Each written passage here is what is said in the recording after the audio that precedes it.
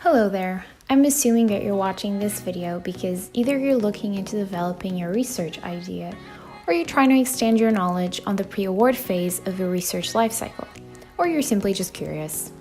Well, either way, let's start with some basic concepts. So what is this research lifecycle I mentioned? Simply put, it's the name given to the different steps a research will follow. It's possible to divide it into two phases, the pre- and the post-award phase. In the pre-award phase, anything related to the preparation of the actual research will be included. In the post-award phase, you'll find all that is related to the implementation and the dissemination of the project. We will be focusing on the pre-award phase. So, imagining you're a researcher, you have this excellent idea. What do you do with it? It is very important to be aware of the work that has been done previously. That's why reviewing the existing literature and understanding your field is a crucial step. It's also fundamental to have a clear idea of what your research is for and what it will be used in. Knowing what you're working towards is essential. Having a clear idea is the first step towards a successful journey. See, research has been taking place for centuries, so it is difficult to find something entirely new. But don't let that discourage you. It's always possible to find a new angle that is unique to your vision. Now, you have identified your goal, you have done your reading, and you're ready to take on this challenge. Where am I going to find the means to conduct this research, you may ask? Now, that is a great question, and there are people available to help you with it. There are research support offices that are dedicated to helping researchers find their way towards grant opportunities.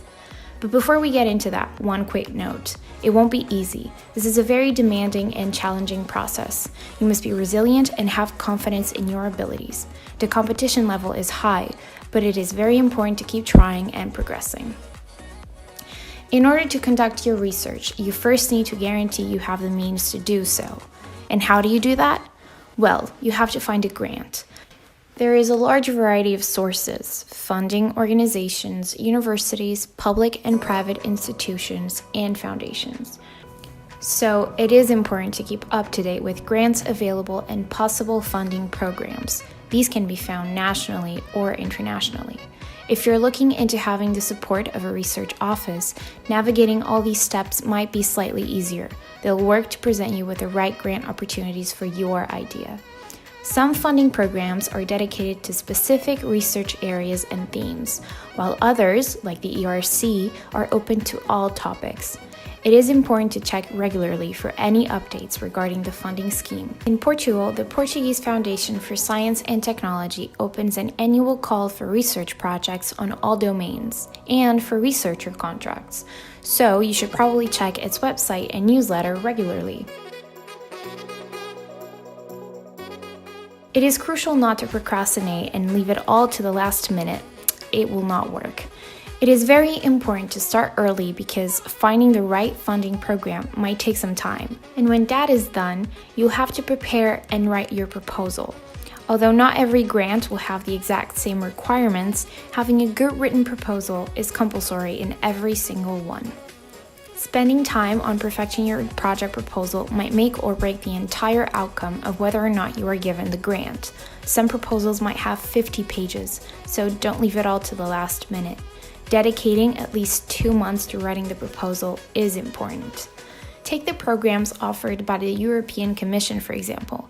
You might be looking at least 6 months minimum to invest on the development of the proposal. There is a lot to think about: the contents, the project narrative, the summary, your background or the organization you work with, objectives, activities, timeline, personnel, budget, the plan and the dissemination plan. So, not to scare anyone, but not being short on time is sort of indispensable. And most importantly, don't hesitate to ask for help. RMAs have experience working with different partners and will probably have insights and trade secrets you won't find on your own. They'll take the time to read and perfect your proposal and help you develop a functional idea so that you have every single chance to win that grant. You submit your application, it is then presented to a randomly selected scientific jury. This means it'll go under a peer review process.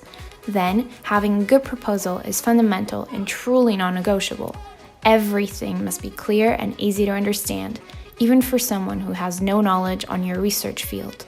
The members of the jury will most likely have no expertise in your area specifically, which in turn means they will have no idea what it is you're talking about.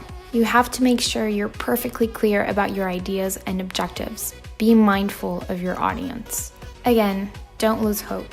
Writing a proposal might turn out to be a very daunting process. Questions and doubts will most likely rise, but you'll have to push through, because if this project is something you truly want, the work you put into it will always be worth it.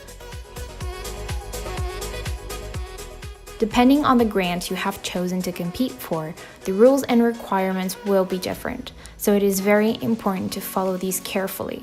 Again, I cannot stress enough how important it is to take your time to write your proposal.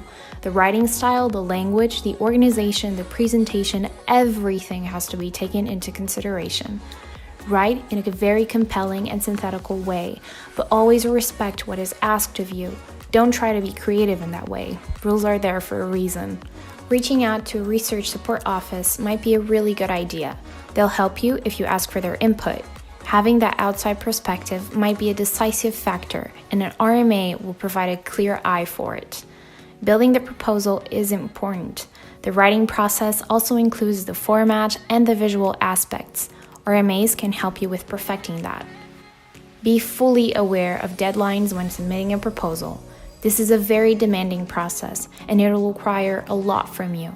But you have to be persistent and strong.